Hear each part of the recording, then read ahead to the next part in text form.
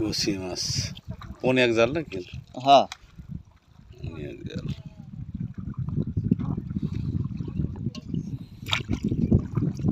দেশি মাছ সাতাল বিলে আমরা দেখতে পাচ্ছি। হঠাৎ করে পানি হওয়ার কারণে মাছগুলো একটু উপরে আসছে। মাছ তো সব মরেই গেছে নাকি, পচে গেছে নাকি? হ্যাঁ